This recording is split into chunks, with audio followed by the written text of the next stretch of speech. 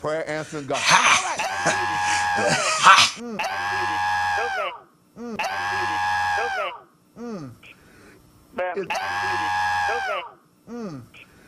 But I'm calling for prayer. Quickly, right now. If Now I am Father Reverend Pastor Bishop IBMOR Hotep Deacon Ahmed Amiri Smothered Pork Chop Brown Dash Diggins the fifth here to deliver the good word of God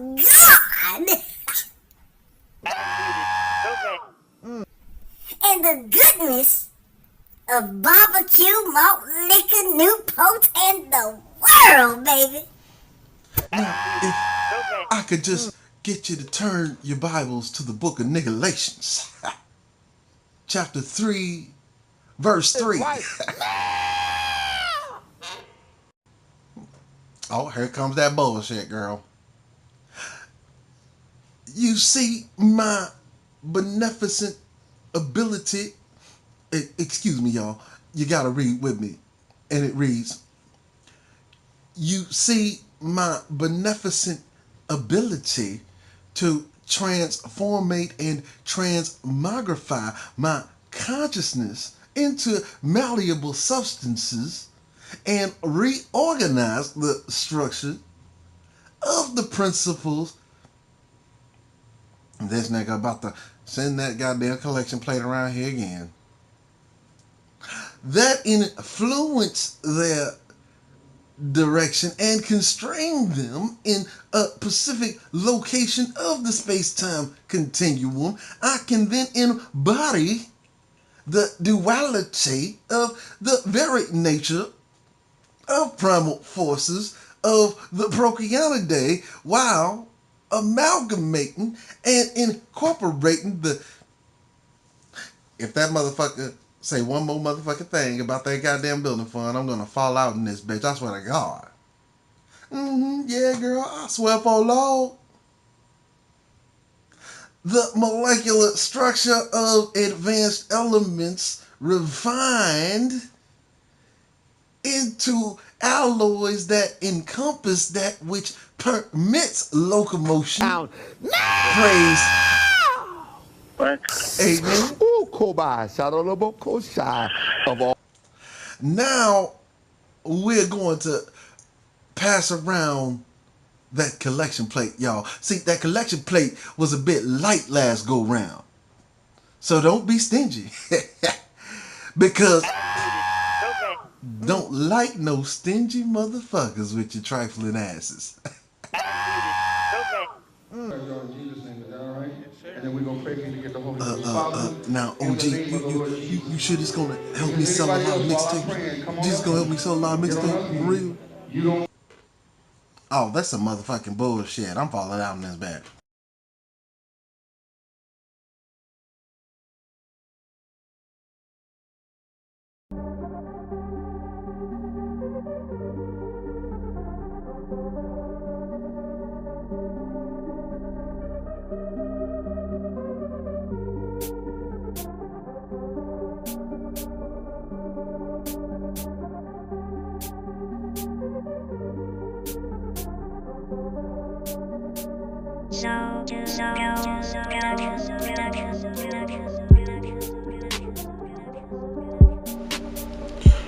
Greetings, esteemed family.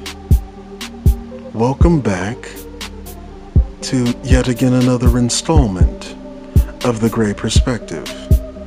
I am Cerulean Gray, and we are gathered here today to talk about something that is very important and quite interesting.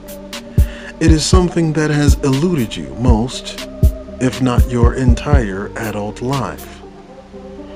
Because you're looking out into the world and nothing seems to make any sense. You can see it, but you have difficulty grasping it. You instinctively know there is something wrong. You witness the symptoms, but the root cause ever eludes your diagnosis. And I am here to help you with that. Now today we are collected here to talk about a subject. It is a request from our esteemed brethren, Adrian Thomas. It is something that you should have long understood by now. But because propaganda has flooded your peripheries and obscured this integral piece of information that could possibly put what you are seeing in society into proper context, it explains why your cost of living goes up but your wages and salaries remain low. And why it seems as though no matter how hard you work, that somehow you continue to find yourself breaking even, or simply breaking. Today's topic is the American plutocracy, the plutocratic oligarchy and their proxy class. But first, disclaimer. This is something one needs to consider. That is, if you actually want to know if you're engaged in dialogue with someone smarter than a gum stuck to the bottom of a white man's shoe, or just another willfully ignorant dumbbell with an overinflated sense of ego, desperately trying to hold on to the illusion of meritocracy. If you don't like the direction this video is going, please click off. Especially if you are colorblind, an interracial dater, swirler, disgruntled dishwasher, compulsive bedwetter, rugged individual, chronic masturbator, coon, bedbug, bedwitch, Negro mockingbird who parrots white supremacist talking points, or a flying monkey of Oz. This video will likely cause you to have some feelings of discomfort, shame, denial, or self-loathing, or a combination of the former, likely resulting from realizing just how intellectually inadequate you are. So please click off now in order to prevent any further damage to your fragile ego and vulnerable emotional and mental state. And if at any given time over the course of this video you are mentally, emotionally, or spiritually triggered, or any other unquantifiable metaphysical disturbance symbolic of being butthurt, please fuck off. Or just stay and let your Uncle Cerulean teach you one of the most important lessons your punk ass econ professors would lose their tenure for if they taught you. And this is the American plutocracy, the moral to the story of Oz. A plutocracy, you see, is a society that is ruled or controlled by people of immense wealth.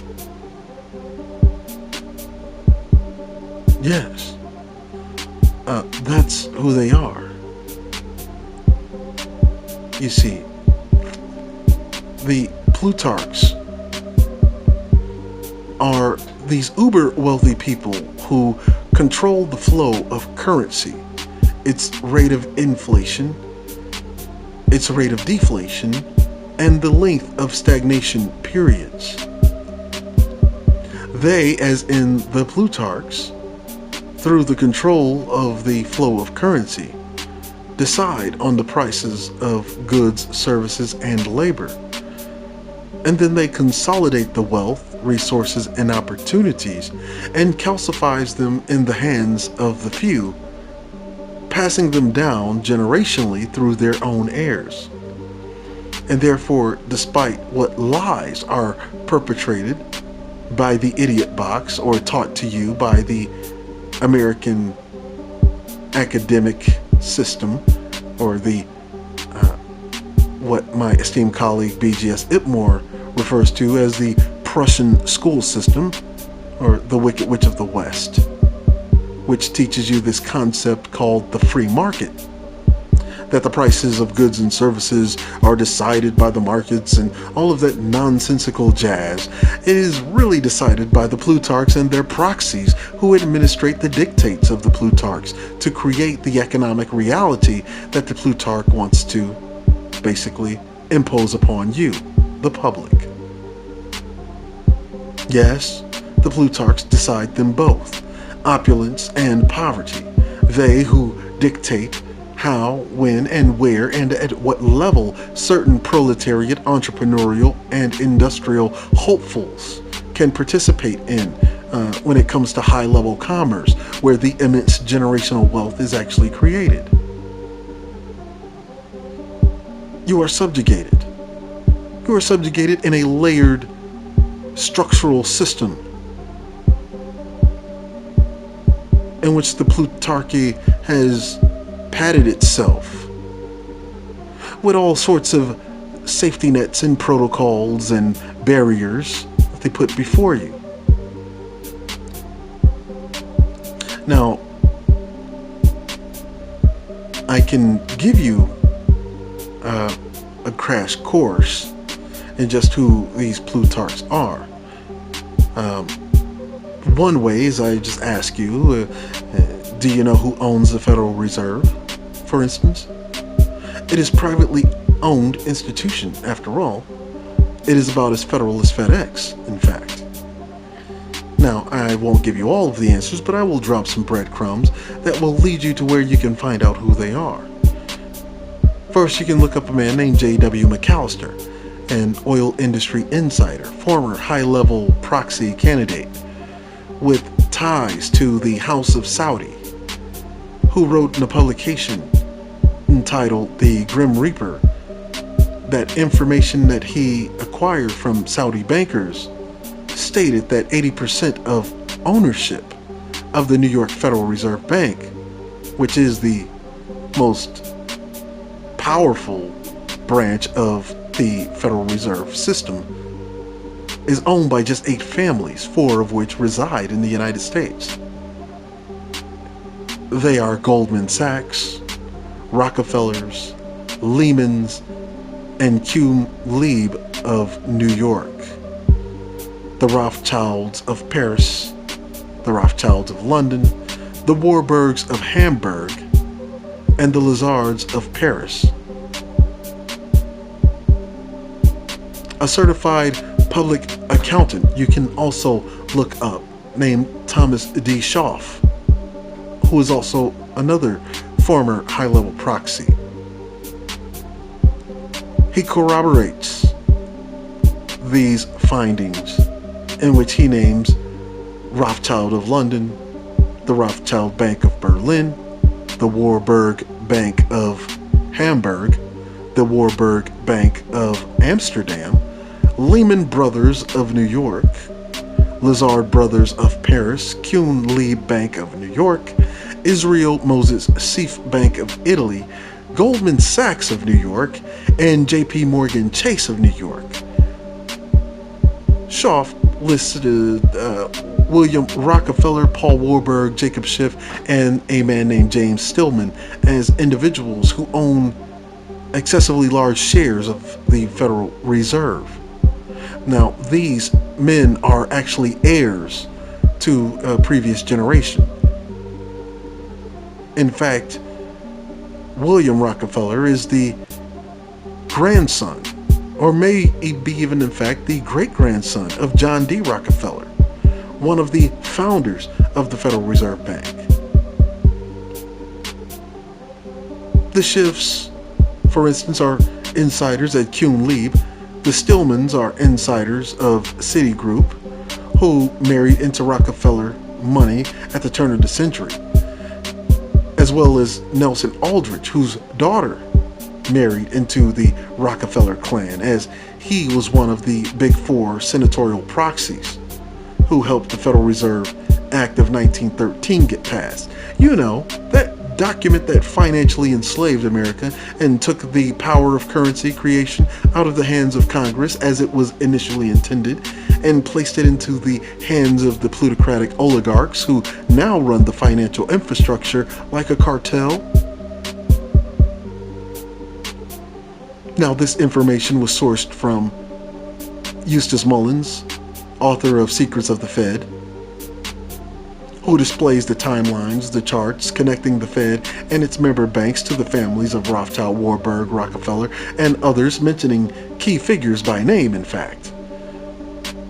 You can also find some of this information in Laqua Ahmed's Lords of Finance, John Perkins' Confessions of an Economic Hitman, Carol Quigley's Anglo-American Establishment, just to name a few. In fact, our esteemed brethren, BGS IBMOR, has a series on gold, dollars, and power by Francis Gavin, which breaks down the Bretton Woods system and the speculation of the various financial instruments that undergird the economic infrastructure. And I strongly urge you to look at that series so that you will have a point of reference to better understand the framework. However, if you'd like to see the cliff notes, go to my video titled How Many People potato will feed. And you see, esteemed brethren and sisterin, that's not even the half. They also have proxies within intergovernmental regulatory bodies like the Security Exchange Commission. Take, for instance, the current board chairman of the Securities Exchange Commission, Jay Clayton. He was appointed by President Trump. He was also a former partner at Sullivan and Cromwell, LLP, legal firm, where he was a member of the firm's management committee and co-head to the firm's corporate practice. Sullivan and Cromwell represented a number of leading commercial and investment banks, asset managers, and other companies in transactions during and after the financial crisis of 2008, including Bear Stearns, Lehman Brothers, Fannie Mae, American International Group, otherwise known as AIG, Wachovia, National City, and Barclays. Are you starting to see the connection yet? You see, there was one time that I was asked that whether or not Donald Trump was a Plutarch. And my response to that is, don't be silly. Donald Trump is in fact a high-level proxy. Now, one popular Plutarch is known as Eric Prince. He's been in the news lately. Eric Prince, however, is a Plutarch. In fact, there was just a New York Times article recently headlined that Eric Prince cooperates with Mueller in the Trump-Russia investigation. However, the reality is, it was in fact Robert Mueller who cooperated with Eric Prince. As you know, Betsy DeVos is Eric Prince's sister, who now sits as the 11th and current top academic administrator as the Secretary of the U.S. Department of Education. And that's no accident, by the way, that a person that you've never heard of until Trump becomes Secretary of the U.S. Department of Education. And that's because Trump does what the Plutarchs say. You know, like put a family member into a high-level governing position within our regulatory bodies. You see, he does what the plutocracy dictates, not the other way around. Despite the overly self-indulgent, self-absorbed, narcissistic bravado of President Trump, he's nothing but a flying monkey for the Plutarchs, and you can quote me on that if you'd like. Now, if you look at this chart here, this is the structure of plutocracy simplified. At this very top pyramidal structure, this capstone, if you will, this is where the plutocracy, or the oligarchs, the plutocratic oligarchs, this is the patriarchs, the owners, the masters, the puppeteers, the creators of global and domestic policy, the printers of the money, the true owners of multinational corporations and banks who act as one body. The origin of all things policy, economic, political, and social. And by the way, they're all white. Now, just underneath this, the very top of the now ziggurat, the capless pyramid, sits atop the plutocratic proxies. Plutocratic proxies, they consist of basically all white, dictates all decisions for the blocks beneath it in order to protect itself and the block above it. And the political oligarchs, the governing body that decide who will be chosen in the election of political leadership for the folks' two-party system in all three branches of government. They act as one in the form of political action committees and intelligence organizations with varying opinions, but really one idea, which is to protect the plutocracy. And on the other side, you have the corporate CEOs, manages the various corporations from executive positions, who are all controlled by the plutocracy, who are meant to act as the faces of such institutions that control all of the means of production, manufacturing, marketing, advertising, entertainment, media, and speculatory control of the price of goods and services, and labor for that matter. This group chooses who will be allowed to participate in the higher stratosphere of competitive commerce and determines who will be allowed into the bourgeoisie.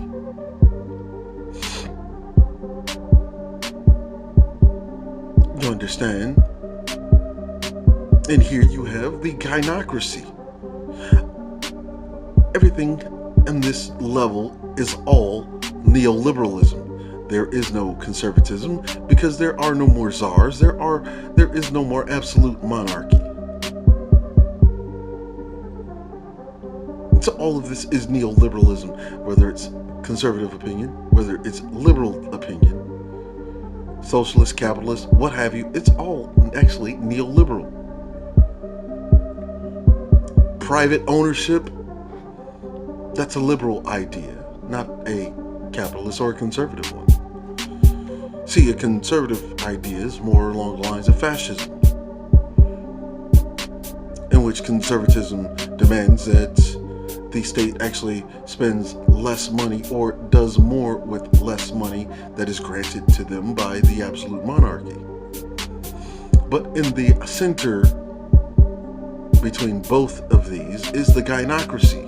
The gynocracy is empowered by the plutocracy and their proxies to use women as a tool for controlling men. They ensure that no male competitor will rise to challenge the power of the plutocracy, who guarantee their financial security.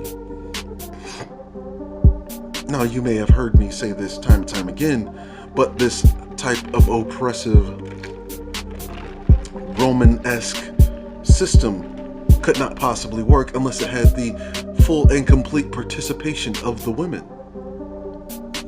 And you see this little pot right here. This is the grooming pool for the bourgeoisie.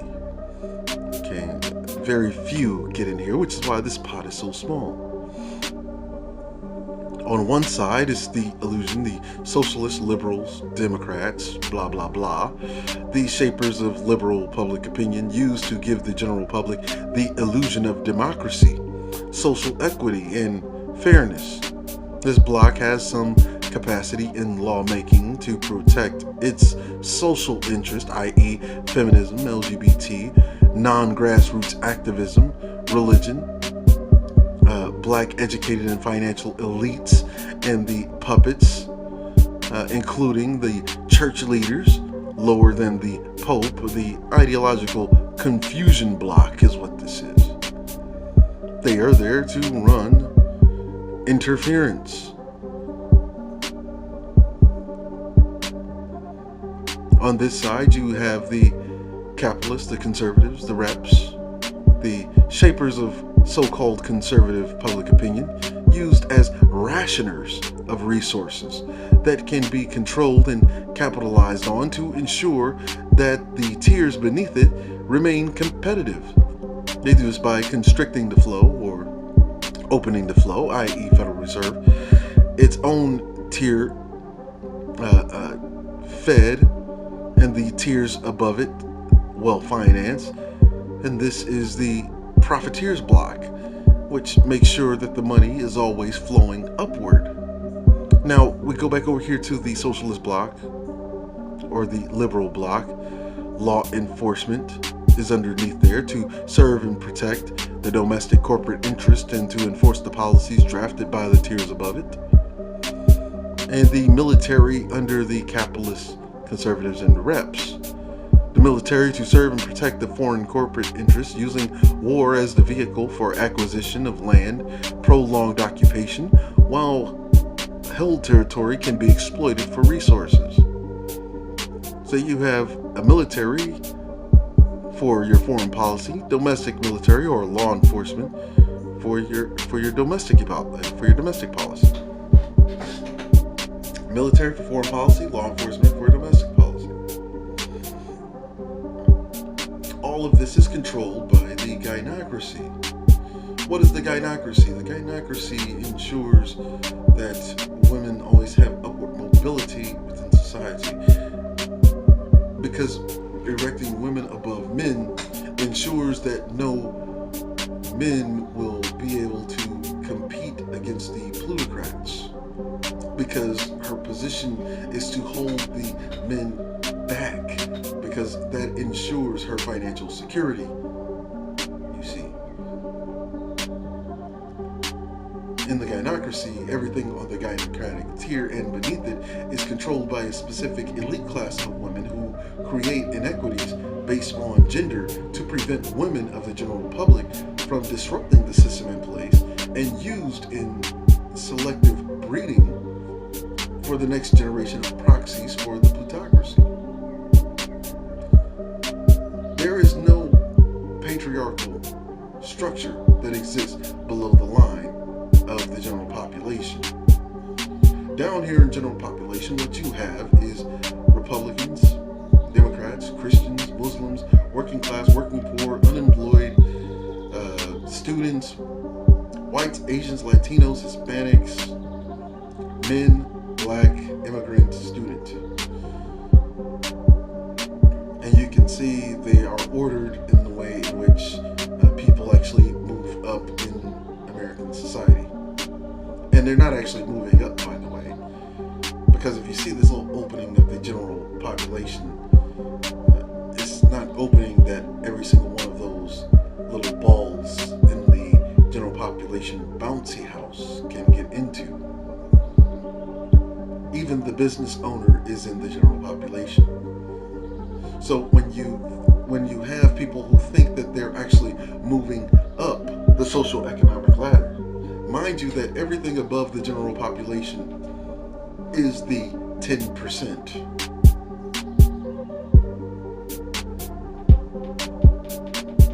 Everything below the general population is the 90. And they are ordered in the way that they're really structured, with whites being on top, even in our lower stratus, Asians being above, but not as above as whites, Hispanics and Latinos being above, but not as close to that opening as whites are, especially white women who are front, square, and center, underneath white children, front, square, and center. We have black and men. We have black and men in the corner. So that corner is where the men of black society are, black men being on the bottom and in the very corner, making it harder and harder for us to get to that opening. So you have people who say, oh, focus on business, you get your money.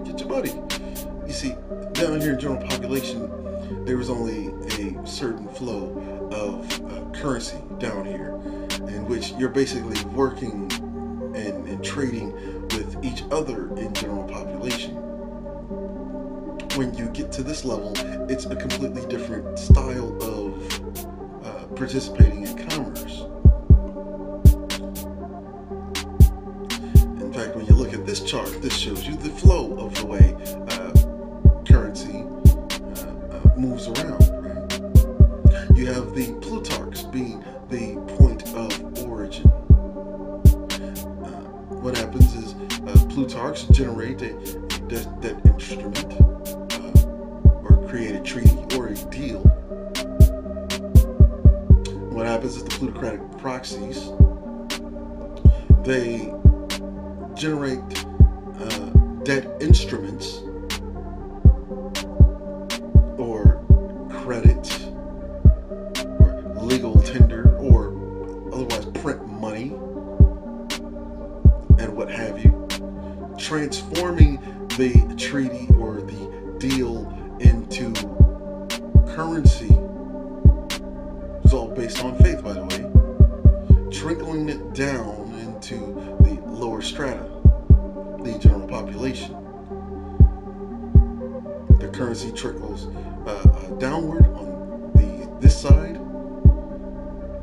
in the form of credit, tender, or other debt instruments. And then what happens is those trading those debt instruments with each other has you bouncing around down here in the general population, in which you're patronizing each other's businesses, you're doing, you're offering services and other low-end consumer goods to other people within the society. Or even offering your labor. And then what happens is, as a result of doing all of that bouncing around down here in the general population, your currency rotates upward in the form of taxation off of the top of all incomes in the general population. And then what happens is it gets to the proxy class, who circulates it here, turns it into more tradable instruments while taking a cut off of the top, fractionally reserve lending it back out into the general public, and all of your real currency, i.e. your real estate titles, your physical gold, silver, your physical whatever, the ownership of which ends up consolidating and calcifying here in the point of origin, i.e. the Plutarchs.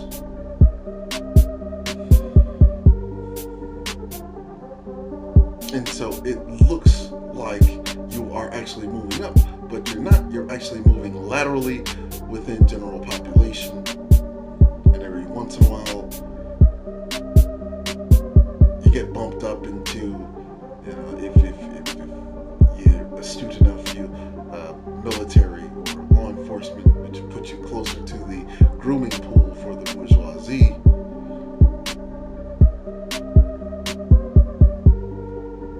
You understand? And so you're actually not moving up. There is no middle class. It is really just up and down.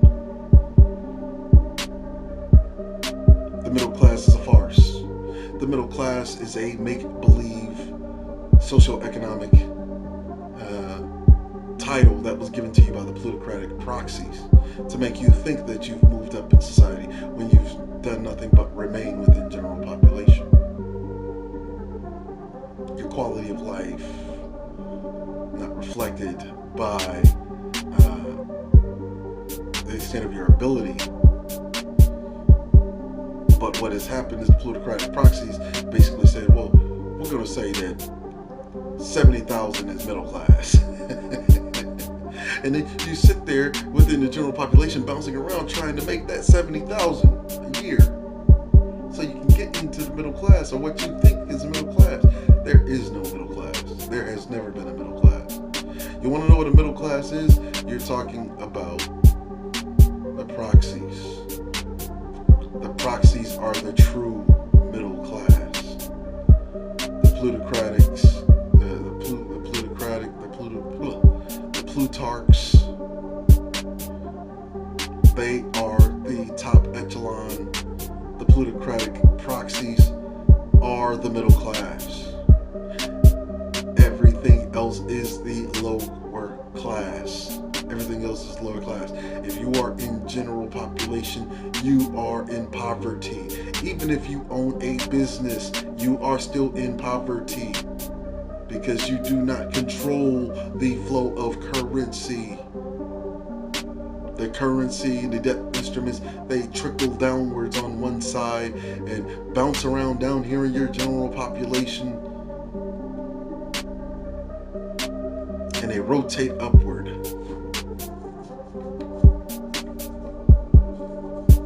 see, there is no middle class.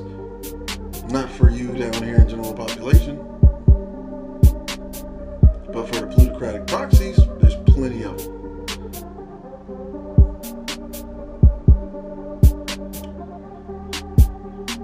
The plutocratic proxies exist within this small circle right here. They are all neoliberals. All policy is bipartisan. What the capitalist or the conservative bloc and the liberal, the so-called liberal and the so-called conservative bloc does is they basically litigate and come to an agreement on the circulation of the budget spending, which is what is done here in this small circle. Everything else is outside of your realm. Why? Because you do not control the taxation. You do not control the generation of debt instruments or tender.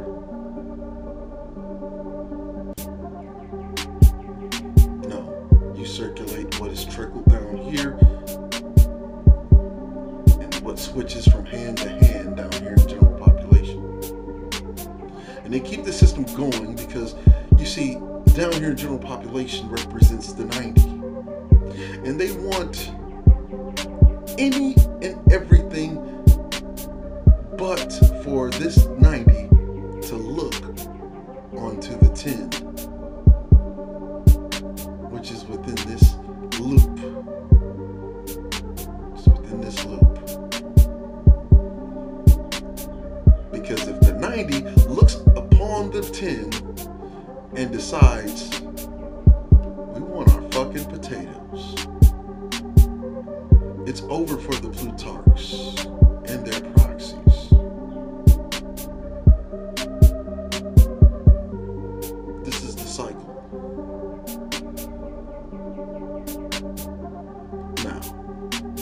Now that you understand how shit really works, you have two options. Either you can persist and pervade within your own dysfunction in which you're arguing about data that means bullshit, or you can start organizing. You can start organizing to replace this system of manufactured inequity and discrimination with one that is of justice. That only comes with organizing. You're not going to do it as one man. You're not going to do it as one woman. You're not going to do it as a group of women. You're not going to do it as simply a group of men. You're only going to do it with a collective bloc. The same way this is organized, you have to be that organized, if not more so. Because you cannot bring down a monolith unless you have a monolith to replace it with. Now, I know some of you are asking, well, what does this mean for black people in America? What does the Fed and the 1913 Federal Reserve Act and all of this jazz have to do with black people? Well, you have to understand, family, when this barrier was created, a Machiavellian prince was born. And in order to understand this, you have to read Niccolo Machiavelli's The Prince, Rule Through Proxy. The leaps and bounds that black people made barely a single generation out of Reconstruction, and despite being at the height of Jim Crow, the rapid advancement of black economy in one fell swoop of legislative malfeasance was stagnated, and in most cases completely set back. And that's aside from the state-sanctioned terrorism and air bombings and lynchings of prominent black business owners and what have you. and shortly thereafter facing the Great Depression, FDR's New Deal, which didn't really help black people, followed by the Highway Act of '56, which set us back even more by putting the highway system through many of our communities, and then the civil rights struggle, which really didn't do anything for us other than turn over ownership of black business per se into the hands of our white counterparts, followed by LBJ's The Greater Society Act, in which such tremendous social, political, and economic damage had been caused to the black populace that we're still struggling to recover from even that at the time, followed by Nixon's war on drugs, and shortly thereafter the for-profit prison industrial complex and the ongoing racism and discrimination that a simple 1912 legislation created the conditions that has prevented black people from recovering, at least in the financial sense. Whereas before, a loan would be secured by the government. It was a government guarantee. Now, we had to depend on the mercy of the private banking sector, which, if you go back further than 1912, you'll find that your big banks actually were profiteers from the slave trade by trading slaves, in which the system of credit allowed even someone as lowly as a white railroad worker could own a slave because he could put one on mortgage.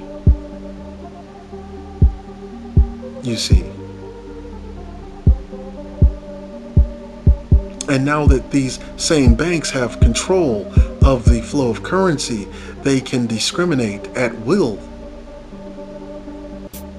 on who will get these loans, whether they are mortgage or business loans. In fact, they do. If you've been looking at the news lately as to the scandals that are emerging from banks such as Wells Fargo and the Bank of America, excuse me.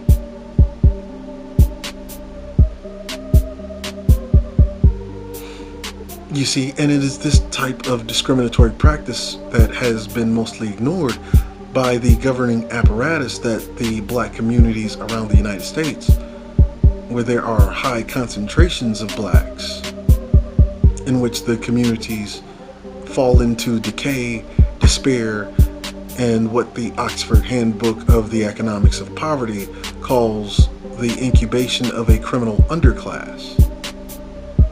However, despite all of that, there is one black institution that seems to always survive the onslaught, no matter what. The community in shambles, yet this one black institution always seems to be untouched by the economic suffocation, the pervasive dysfunction that ensues. This institution I am talking about is the black church, in which no matter what happens economically to either economically starve us out, price us out of our own communities, or locked in our communities due to low income and high cost of living, which generally means impoverished squalor when compared to the American median. The black church seems to be, well, always in good shape.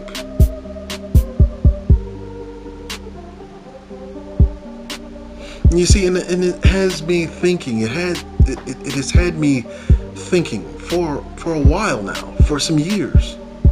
In fact, and I couldn't put my finger quite on it. In fact,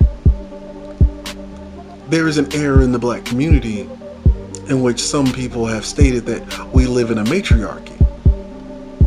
Now, just to be clear, there is absolutely nothing wrong with a matriarchy or a patriarchy. Matriarchy and patriarchy are just tools, social patterns.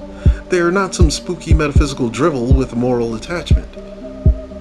At the end of the day, they're just tools.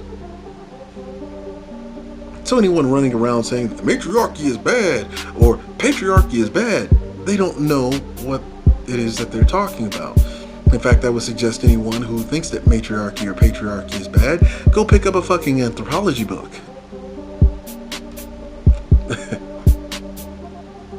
Yes, matter of fact, I urge, absolutely urge you to pick up an anthropology book. Matter of fact, I will recommend Patterns of Culture by Ruth Benedict, in fact. That is a excellent beginner's guide to anthropology. Okay. But there's this air in the black community that we live in a matriarchy. And if you're just looking at the topical symptoms, that would seem so. There's also another air in which some claim we live in a malformed matriarchy as black people. And to some degree, I would actually agree. But that's not entirely true, though. To some extent, it is actually true. It is a malformed matriarchy, as black women are the only group of women in America that exercise their ability to make decisions independent of their men. It is not completely true, as there is an element that often escapes our peripheries. And that element is the black pastor. Oh yes. The black pastor. Despite what we may think, we are actually more theocratically controlled than matriarchal. Oh yes. After all, where do you think the matriarchs get their marching orders mostly? You know, the old pimp preacher, the turncoat, the flying monkey for Christ, that tells black women over and over that they don't need a man because they have Jesus. Now, I know many of you were wondering why I put the skit of the black pastor in the beginning. Well, now you know. The black pastor not only historically has been the king of treachery in the black community, but he is the purveyor of perdition. That is actually causing a great deal of the division between black men and women. The pews are filled with black women who bankroll the pastor's often opulent lifestyle. The black church is the black community's version of plutocracy. A theocratic plutocracy, in which a considerable amount of the black community's financial well-being is poured and dumped and shuffled through the hands of the church, and very little, if any at all, rotates back into the black community, but instead dumped into useless consumer goods and items perpetrated by that black preacher.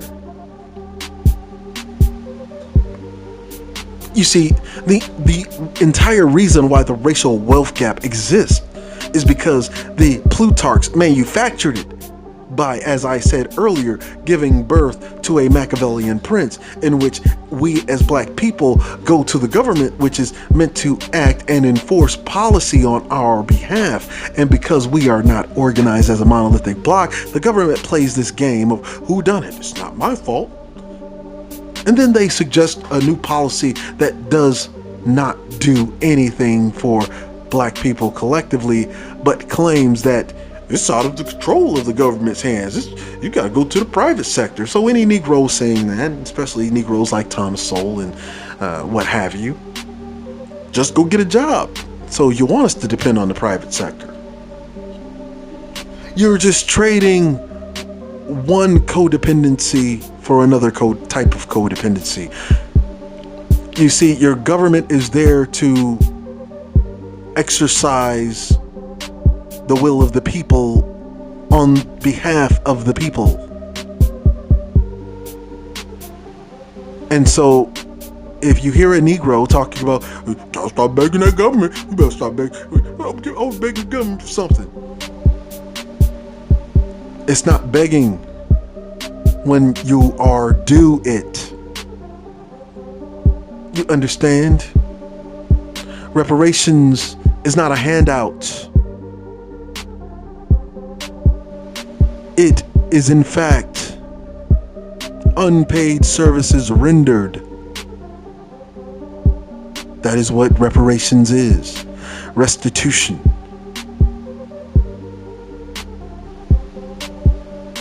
You see. But when you hear them running this game that, oh, it's out of control of the government's hands, which they are not actually lying about, because they put the control of finance in the hands of the private owners, who now use the government as their proxy, as their Machiavellian prince. And in the ensuing degradation and hopelessness, black people seek out comfort in what they think is sanctuary, i.e. the black church, only to have their tithes and offerings being squandered away by this shoe shuffling, bow jangling, stepping fetching, shucking and jiving, shoe shine black pastor, to fuel the black pastor's own dysfunctional pathology of consumer addiction. You see, an investigative report by an esteemed brethren known as Christopher Harris found that $420 billion in tithes and donations, and that 30-year mark ended in 2010. In fact, the black church is a bigger business than Major League Baseball and the NBA combined. His words, not mine. In which, in 2006, the black church pulled in $17 billion just in that 1 year. Creflo Dollar's church, known as World Changers in 2006, had an estimated reporting of nearly $70 million for just the year of 2006 alone. And Christopher Harris likened the black church to be bigger than not only Major League Baseball, but NBA. And you can probably throw the NFL in there as well. And you know, the MLB doesn't even have salary caps, last I checked. Rather interesting. For the year of 2007, the black church brought in more money than all of the holiday spending of that year. Think about that. Trumping the $17 billion in 2006. Think about that.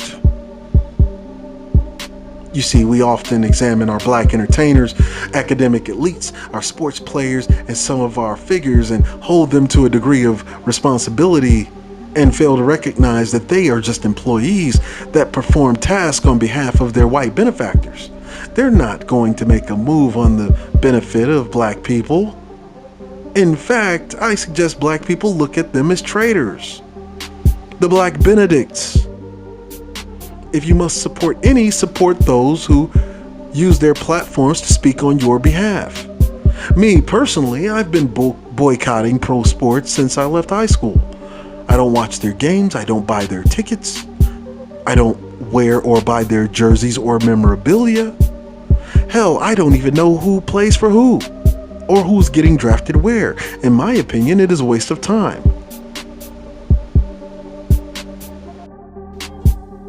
It's you liberals who have lifted them up, Howard.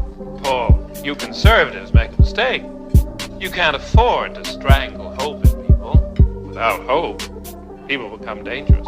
No, Howard. You liberals have let them invade our society. You give them jobs, political jobs. Paul, you missed the point.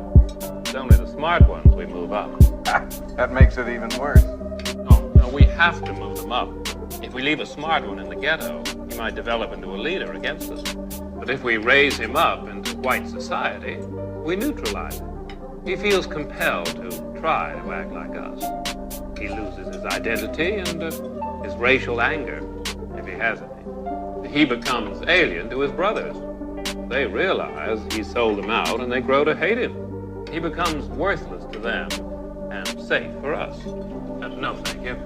In fact, in his love for the creature comforts, except for his color, he's become one of us. Why is it a waste of time? Because there are loftier leisure activities. See my video, The 5 Stages of Organization. Loftier activities that actually get you somewhere.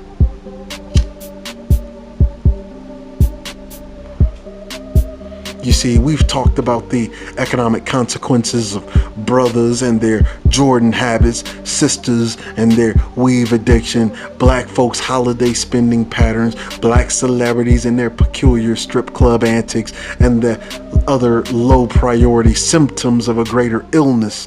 And the one character that typically escapes our peripheries is this black pastor. Father Reverend Pastor Bishop Ahmed Hotep Deacon Ahmed Amiri Poke Chop, smothered Poke Chop Brown Jenkins V. When you look at these numbers, 420 billion in 30 years. When you look at these numbers, it is egregious and disgusting that we have a parasite called the black church feeding off of our dysfunction, ensuring that it keeps going so that the black pastor has a willingly ignorant population to exploit. And in fact, keep a lot of our intracultural conflict fueled with gossip throughout the church. The purveying of dysfunction throughout the church. Don't worry about anything. Just believe in Jesus. Just believe in Jesus. Looks to me as though our immediate problem is less black women with bad attitudes, but that black church. You see, because we've been very critical of black women. And as of late, we've been very critical with our disgruntled dishwashers and compulsive bedwetters, like those of Absurdian's flavor. Right?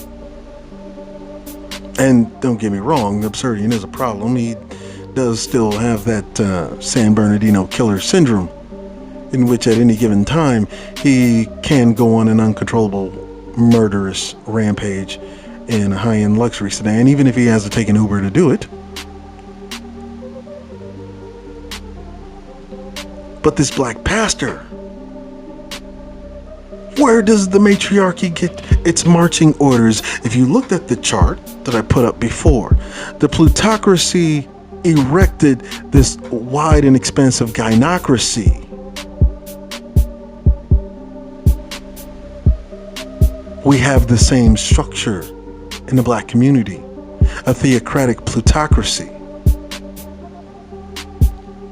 The only difference with the chart in the black community is that whereas the plutarchs of the overall society ensure that something trickles down into the general population so that it can circulate, nothing whatsoever trickles down from that black church, i.e. our black society's plutocracy. Nothing trickles back down but faith and hope, wishing, believing in Jesus. Just believe in Jesus, everything gonna be fine. You sow your seed. You sow your seed right now. You sow your seed of $500 and God is gonna bless you. Selling you hope. And nothing gets any better. Why? Because they don't use that money for anything other than their own personal, debaucherous, unsavory consumer addiction.